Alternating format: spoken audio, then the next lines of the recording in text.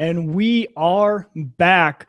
Welcome everyone to another episode of Open Mic Night. This is episode number 35. And I'm extremely excited to be back. It has been way too long since I've been able to do a podcast, but a lot of fun stuff has been happening in my life. And so stick around because it's going to be a lot of fun. We're going to talk about some tech news and also give you guys some tips on traveling with the latest and greatest tech. So stick around. All right. So like I said, a lot of stuff has been happening with me, but I am super excited to be back. I've gotten a lot of emails and tweets from a lot of you guys wishing me well on all my big life events that happened. So thank you for all the support from you guys. And I had a lot of people say, when am I coming back? So finally, I know it's already towards the middle to end of January, but we are back and we're good to go. I am all moved in. So for those of you guys who maybe weren't up to date, I got married over the break. And I also started a new job.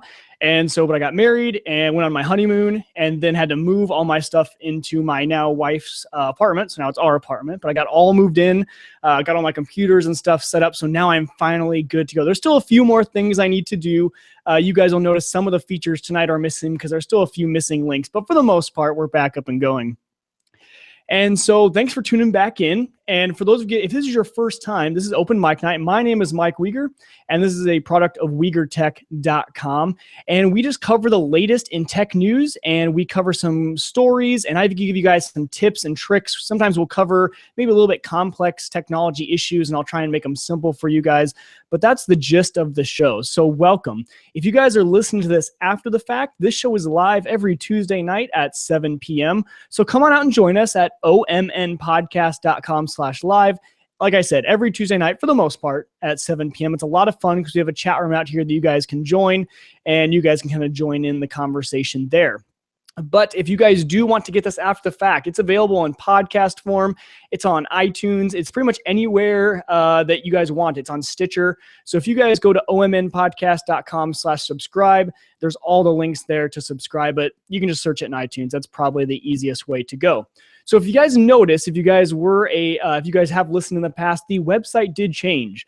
So during the downtime of Open Mic Night, when I was going through law school finals and all of that stuff, I took the time to kind of upgrade the system.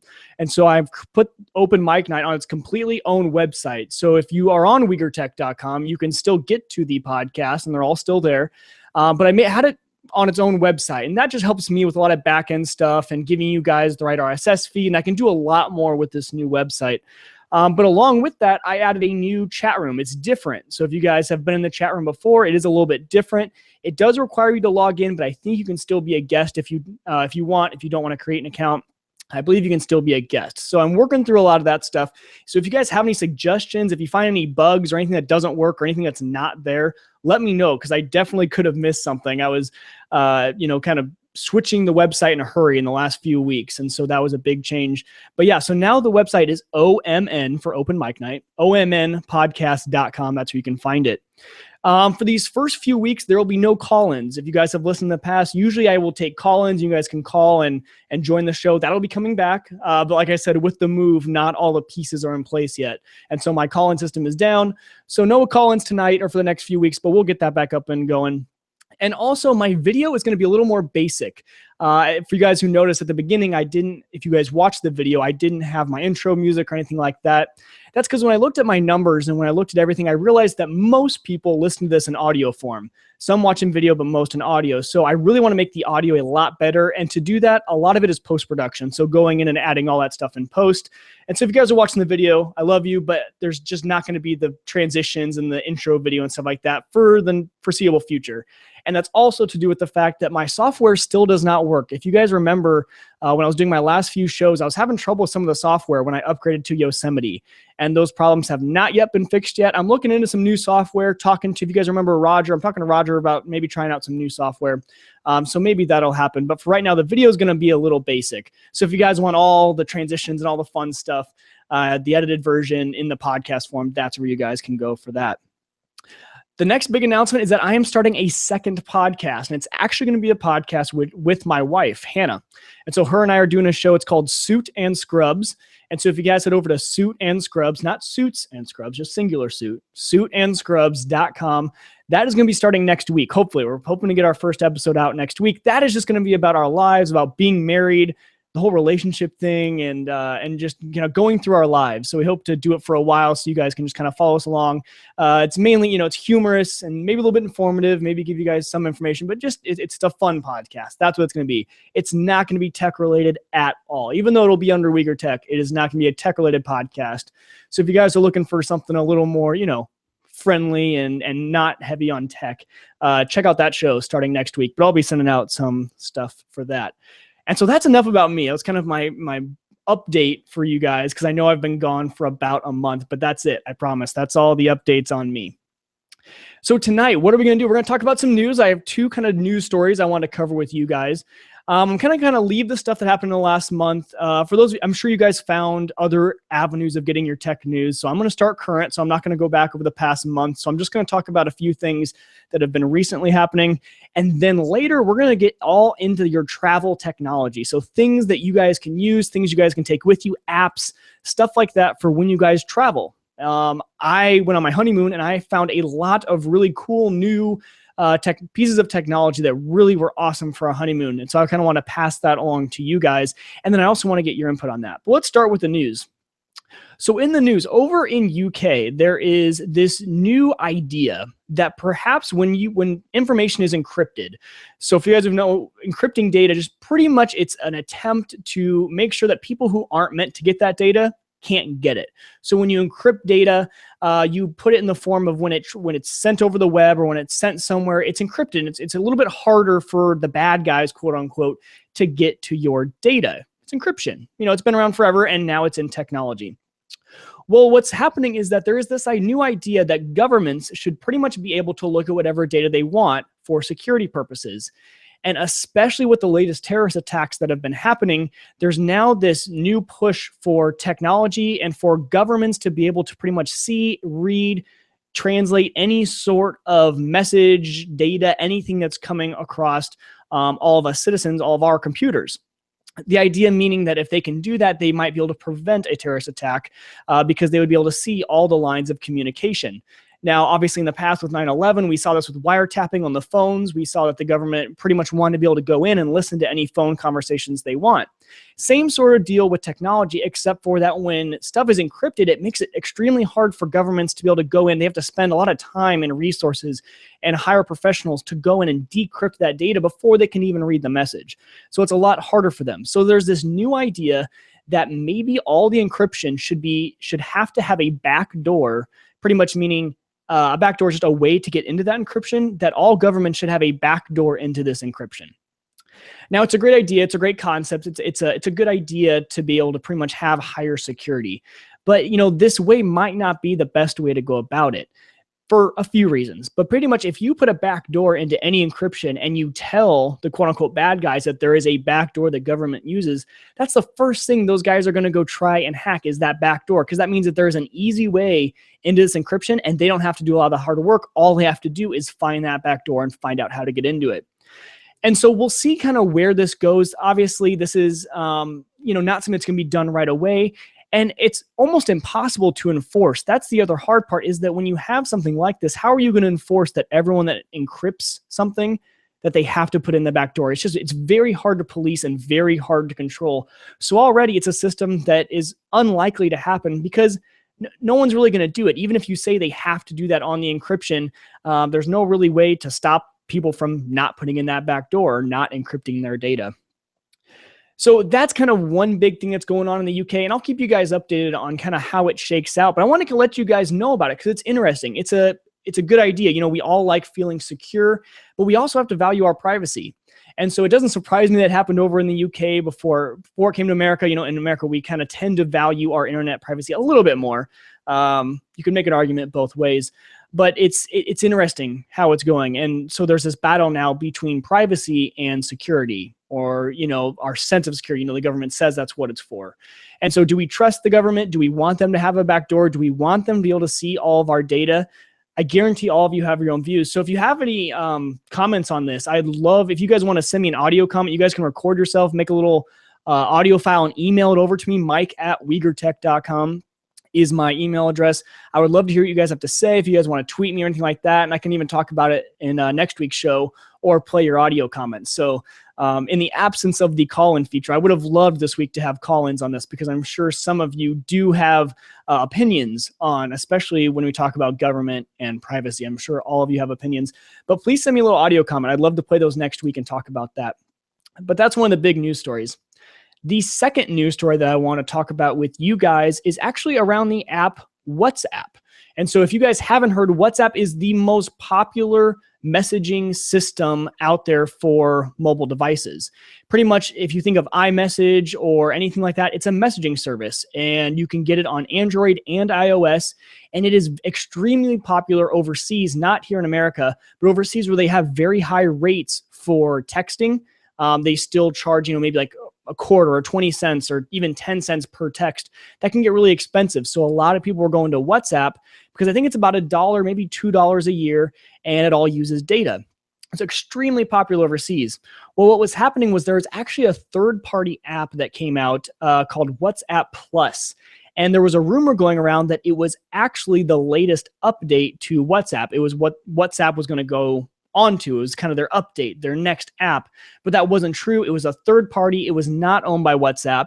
And actually, for you guys who don't know, Facebook bought WhatsApp. So WhatsApp is actually a Facebook entity. But there was this third-party app and users were going onto it. And we're not really sure why they were choosing WhatsApp Plus over the traditional WhatsApp app. Emojis and themes. There were a few things that this app offered that WhatsApp didn't. But I think it's largely because people honestly believe that maybe it was just the next WhatsApp app. It's WhatsApp Plus. So kind of confusing in the name. And I think that might have been the intention of the programmers for that app. But what happened was WhatsApp actually went in and started banning users for 24 hours or even longer if they were starting to use that third-party app. And so for those people that did fall for that, they might have gotten banned off WhatsApp for 24 hours or more. But it ended up being a big deal because, like I said, even though in America WhatsApp isn't that big, some of you might not have even heard about it. It is a huge platform. One of the highest paid acquisitions, by Facebook. They paid a lot for WhatsApp. And so it's extremely popular overseas. So people getting banned off this was actually a really big deal. And a lot of people had downloaded that third-party app. And so we're going to talk actually about WhatsApp later. So that's kind of why I wanted to include this news story in there, because it is relevant to one of our pieces of travel technology that we are going to talk about later. So those were two of the biggest news stories that I wanted to cover with you guys. And so tonight might be a little light on the news and a little light on everything, just getting back on our feet, for the first podcast back and the first podcast of 2015, getting back into it. Might be a little light on the news, but next week I promise I'll come back with you guys with a little bit more on the news side. So now let's move into the fun topic. And this is the topic I was really excited to talk to you guys about, and that's travel technology. And almost everyone will travel nowadays. A lot of people are going for business or for pleasure, whatever reason you're traveling. And there is a lot of really cool new tech that can make your life a lot easier when you are traveling. So first of all, I'm going to start out with kind of hardware and things you can take, and then we'll move into apps. But there are a few things that I took recently on a trip that were extremely cool and a lot of fun, and I kind of want to tell you guys about them in case there's something you guys want to use. So the first one, I guarantee you guys have heard about it, but maybe not thought of it in the travel sense, and that is the GoPro. So for those of you watching video right now, I have my GoPro right here, and I have the Hero 3, and this is the silver edition. So it's kind of right in the middle. So now they have the Hero 4, and I think before that there was a 3 Plus. So this is a few years old. Still works amazing though. And the reason that I really liked using the GoPro for travel, and Hannah and I did go to, we went to Costa Rica for our honeymoon. So it was beachy, and we were spending a lot of times in the water, in the pool. And so obviously we needed something that was waterproof. And at first we thought about getting a waterproof case for our phones. But as it turns out, I actually got the 6 Plus right before we went, and LifeProof had not come out with their waterproof case yet, at least not at Best Buy, for the 6 Plus. And so I was not able to get the waterproof, and so we decided actually to take our GoPro. And for Christmas, actually, my family got me a lot of really cool attachments for the GoPro that made it an amazing travel camera. So obviously the main reason is it's waterproof. You can take this thing in the water. You don't have to worry about it. And what I found myself is I am so glad I didn't have to take my phone around with me. First of all, there's a lot of really personal information on the phone. The phone's extremely expensive. It's really expensive to replace if it were to drop or get wet. And I just wanted to leave this in the room most of the time. So my phone actually spent and you don't want to be distracted on your phone because, you know, there's Wi-Fi everywhere now. So I would still get emails and messages. And I just didn't want to be distracted.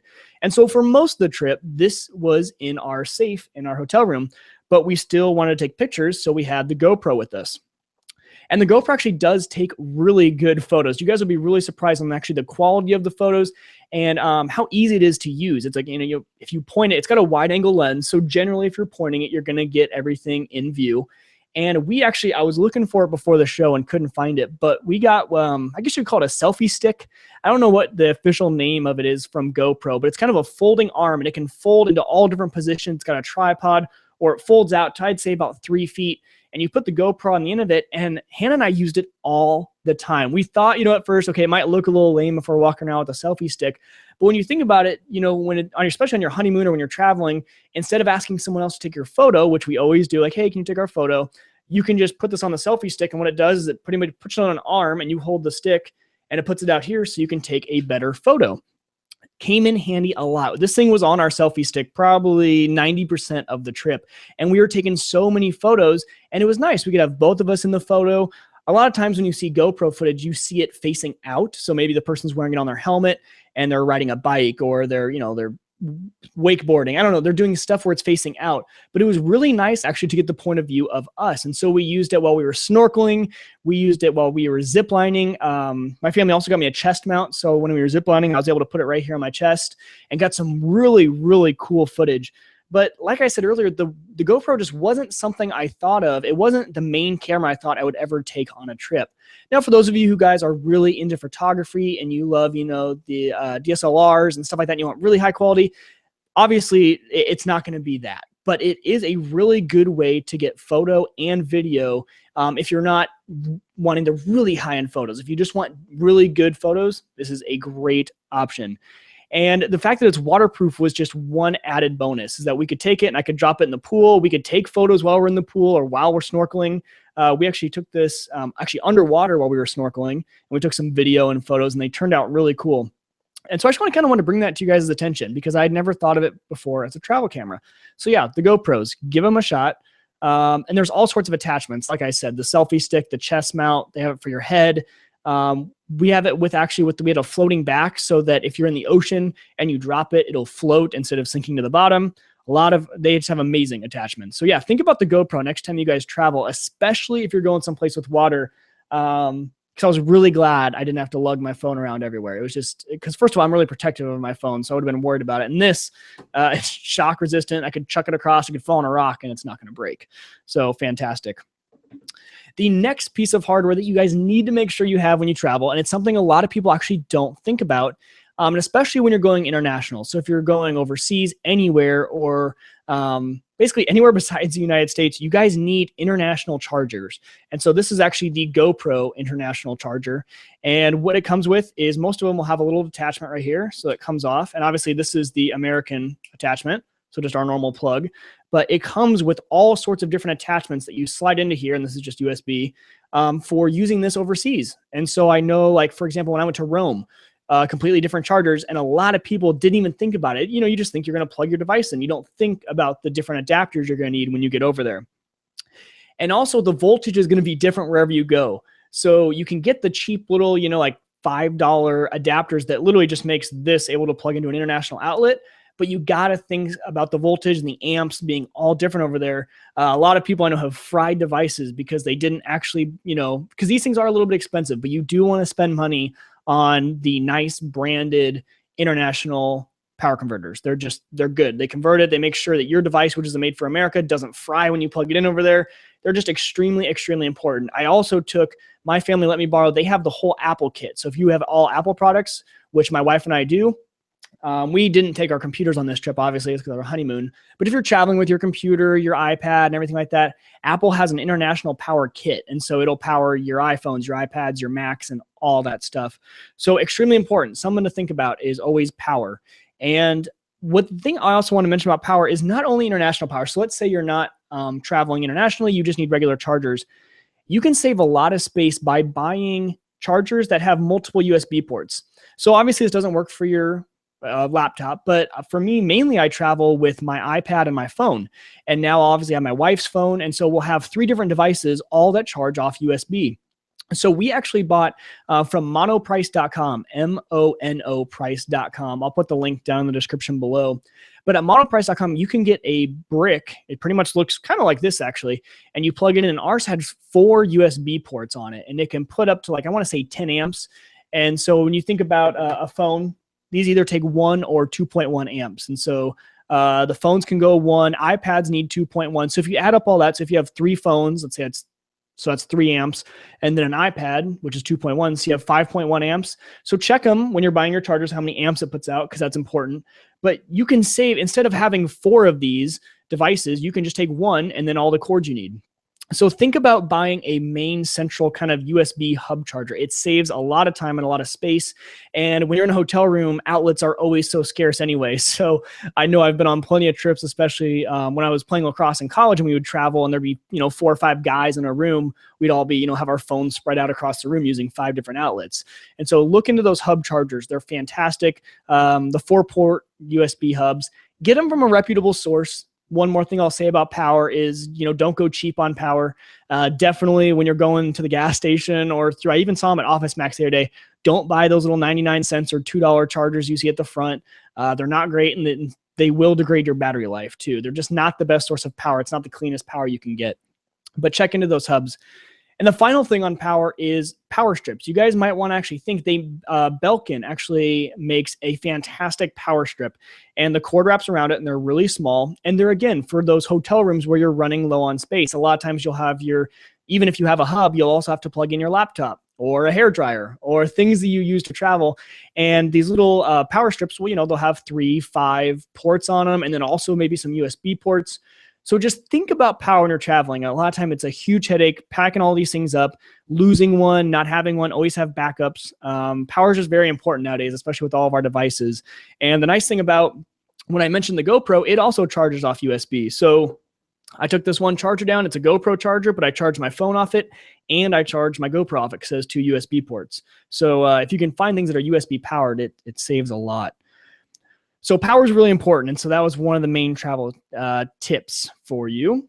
The next thing I want to talk to you guys about is they're going to be on the expensive side. But if you guys have trouble falling asleep in airplanes, or if you guys, you don't like a lot of noise around you, the Bose headphones. These are the Quiet Comfort 15s, I believe. Yes, Quiet Comfort 15. I have never slept better in an airplane since when I got these. I think I got them a few years ago. They're a few years old, but they're noise canceling. I like the over-ear options. They do make noise canceling headphones that are in-ear, but so you'll notice I don't even have a cord plugged into these, because sometimes I'll get on the airplane and I will just pop on these headphones and I'll switch on the switch, and that's just noise canceling. Obviously, it has a cord. You can play music through it too, but you can just pop them on and just turn them on for noise canceling, and it takes out that whir of the engine when you're on an airplane.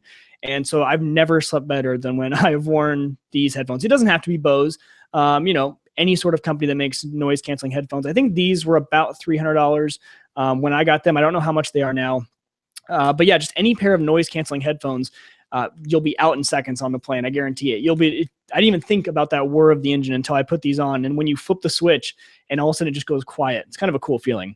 So, but I would suggest if you have friends that have these, see if they'll let you borrow them on the next time you go on a plane. Before you drop $300 on a pair of headphones, definitely try them out first. So, and if you guys who know me personally, I'll let you borrow them on a trip. But yeah, borrow a friend, see if they work for you or not. Try them out. They're great for studying too, beyond travel. I use these all the time if I'm going to a coffee shop or I'm in the library at school. Just takes out all that ambient noise. I don't get distracted with the people's conversation sitting next to me because you just don't even hear it. So a nice pair of headphones is always great for travel and more than travel. So that's another tip.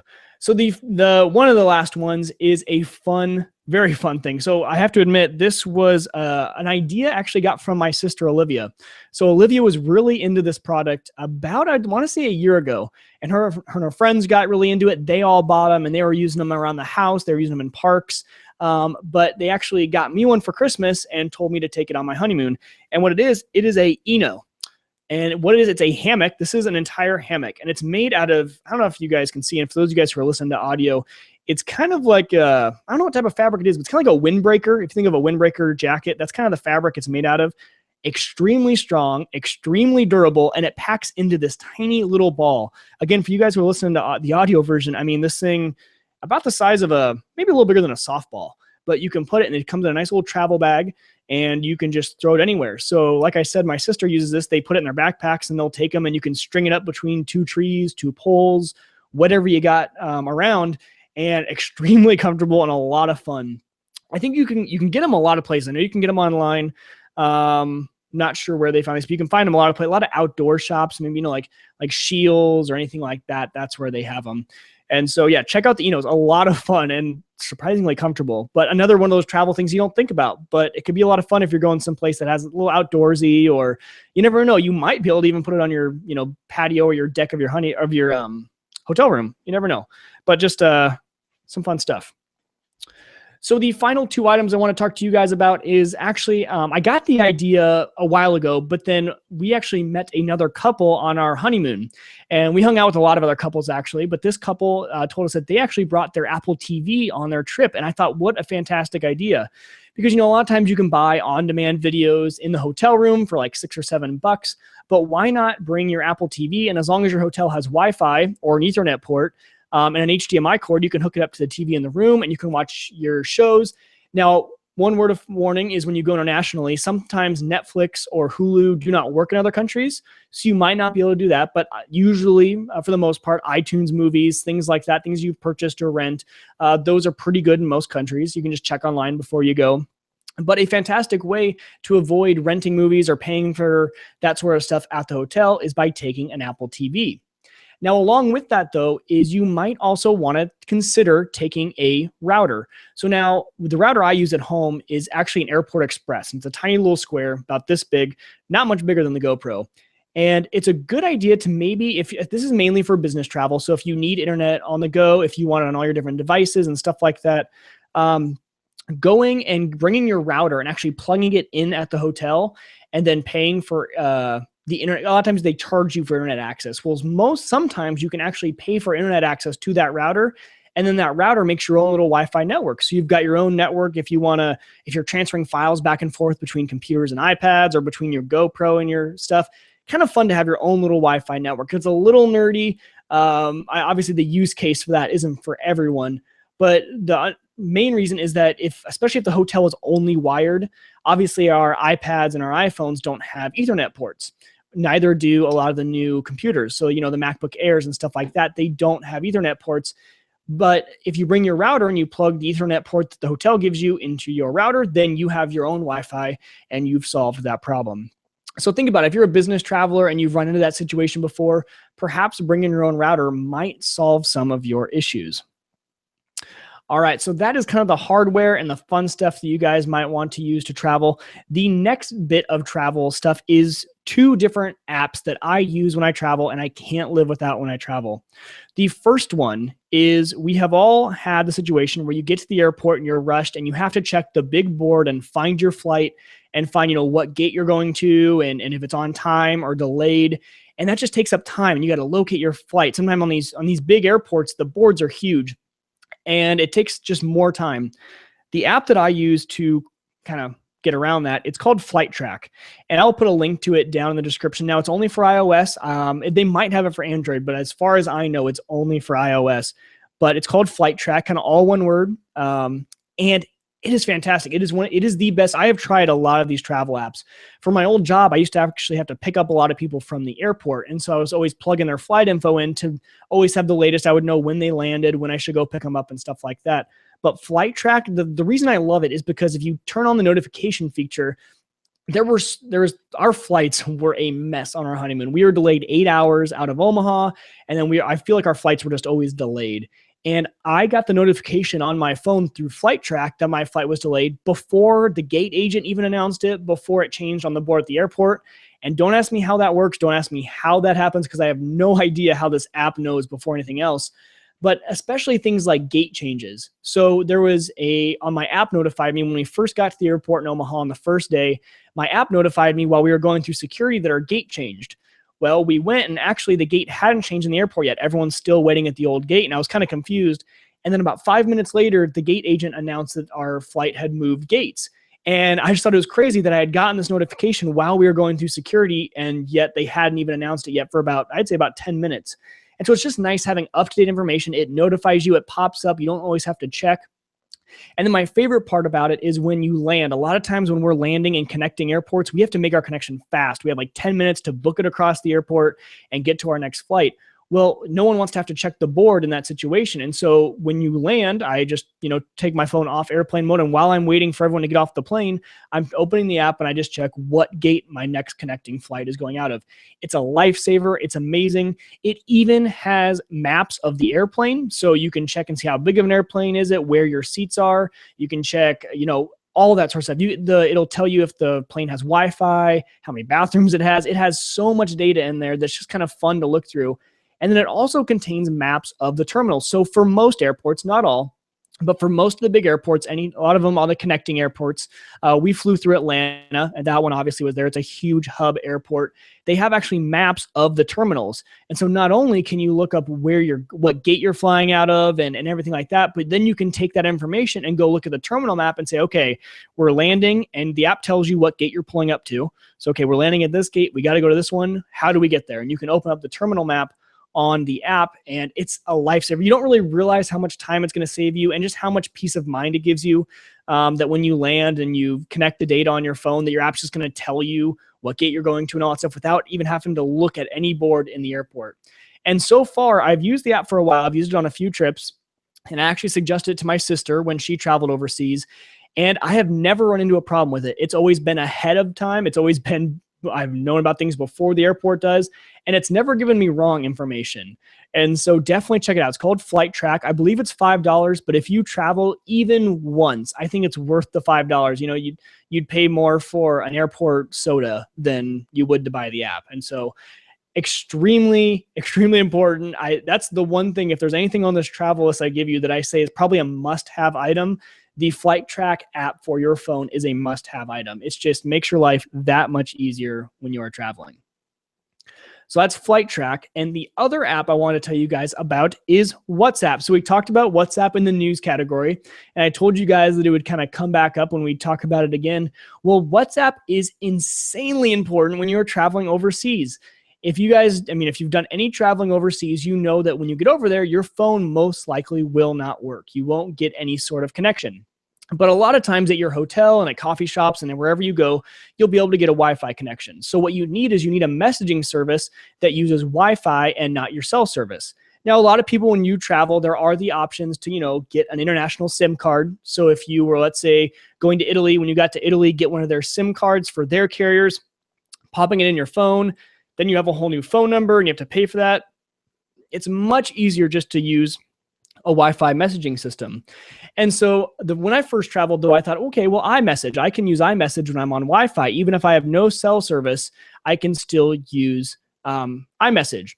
But the problem with iMessage is that, let's say my buddy is overseas and he's not connected to Wi-Fi at the time. He's walking around, he's doing some tourism stuff when he's not on Wi-Fi. Well, when I send that iMessage, it's going to look and see if it can connect to his phone and send him an iMessage. And if it can't, then what my phone's going to do is my phone is going to then say, okay, I can't reach him on iMessage. I'm going to try and send this as a text message, which is usually great. If my buddy was in the United States and he could get text messages, that would be extremely okay. That'd be great, actually. But when he's overseas, he can't receive those text messages. So what happens is my phone sends it as a text message, and he does not get that message until he gets back into the United States and his phone is on home turf and it connects to Sprint or Verizon or AT&T, whatever he has. That's when he'll all of a sudden get those messages. So iMessage will work if I'm on Wi-Fi at the time, but if you're not synced up, if you're not on Wi-Fi at the same time over there, or if he has no data connection, then it's not going to work. So that's why I suggest WhatsApp. WhatsApp is strictly a data messaging app. It does not go over, it doesn't use the text messaging, SMS from your phones, strictly data. And so if I send a message on WhatsApp and the other person is not online, it'll just wait there in WhatsApp. And as soon as they get a data connection, it'll come through. WhatsApp, I think, like I said, is about $1 a year, and you do sign up for it, and it asks for your phone number. So it's registered to your phone number. That's how kind of they do their ID system, is through the phone number. but it's their group messaging is fantastic. So when my sister went overseas, we had a group. I had WhatsApp. My dad, my mom, and my sister all had WhatsApp. So we got ourselves into a group. And so when she was sending fun pictures or messages, little updates from her trip, we'd all get them and be able to talk to her. And it was all free. And you don't have to worry about the roaming bill. And so when you go overseas, as long as you have Wi-Fi, and you can always find Wi-Fi overseas now, it's pretty good, unless you're going to a remote area. But even when my wife and I went to Costa Rica, our hotel had Wi-Fi and it was free, so it was great. But WhatsApp is one of those apps that's just essential if you need to communicate with people in the United States. Now, it is something where the other person does have to have WhatsApp, so it's not like I can use WhatsApp and send it to someone else's phone who doesn't have it. You guys do both need to have the app, but for about $1, I think it's about $1 a year or $2 a year, worth it if you travel overseas at all, because if you do get some sort of internet connection on your phone, or if your phone does turn on, you all start to get roaming fees, those can rack up into thousands of dollars, at least hundreds of dollars. And getting a SIM card over there can be expensive, about $50 to $100, depending on how much data you want. And then you have to worry about your data.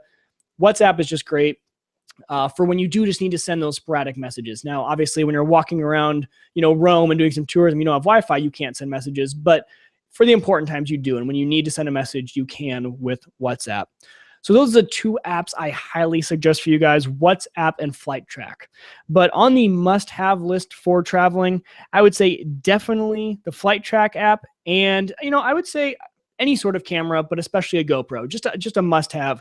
The phones are great to use as cameras, but sometimes we don't have to worry about hauling around our expensive phone that has all of our personal data on it. So having an external camera that's not on your phone is a good idea. So on the essential list, a GoPro or some other sort of camera and the Flight Track app, but definitely check out all that other stuff. So I will put a link to all of those items. Maybe I'll put an Amazon link or something like that for some of the items, and links to the apps as well, so that you guys can get those in the show notes. But that is pretty much going to be it for tonight's show. I know I said it was going to be kind of a shorter show, just getting back into things. But so my goal for 2015, every podcaster sets goals, is to really make the audio content a lot better for you guys, but also to give you guys a lot better show notes. There would be a lot of times where I'd catch myself last year saying, oh, I'll put that in the show notes, I'll put a link to it, and I never did. And so I'm going to start, it might take me a little longer. The show might not get put up until Wednesday morning, but I'm going to try and work on just having really good show notes so that if you guys ever hear me talk about something, you guys don't have to go back and find it in the show. Everything should be in those show notes. And again, that's all on OMNpodcast.com. So Open Mic Night, OMNpodcast.com. Go there. That is where all my contact information is. But it's, my contact is Uyghur Tech everywhere. Uyghur Tech on Twitter, Uyghur Tech on Facebook. That's where you guys can get me. Uyghur Tech is WIEGER Tech. And that's how you do that. So be sure to come back next week. If you guys enjoyed the show, subscribe if you hadn't. The one final thing I want to ask you guys for 2015, if you guys could help me out, it would help a lot if you guys could go on iTunes, on the audio version of this podcast, and leave a review. I would love for you guys reviews, honest reviews, whatever you think. Obviously, 5 stars would be great, but whatever you guys think, I would love an honest review. So if you could take, it takes like a minute. You can do it now. If you have an iPhone, you can do it from the podcasting app. You can write the review. But if not, if you could just go on iTunes and write a review for Open Mic Night, that would be fantastic. Be sure to check out the new show, Suit and Scrubs. That's going to be a lot of fun. That'll be coming out next week. All that stuff can be found at UyghurTech.com, though. So if you head to Uyghur Tech, all the stuff's still there, my podcast and everything. But that is where you can find the stuff. I want to thank you guys for coming out tonight. Thank you for those of you who are watching live. And if you weren't watching live, again, Tuesday nights, 7 p.m., and it's at 7 p.m. Central Time on omnpodcast.com/live. Come out and check it out. I'd love to have you guys. But until I see you guys soon, tech on.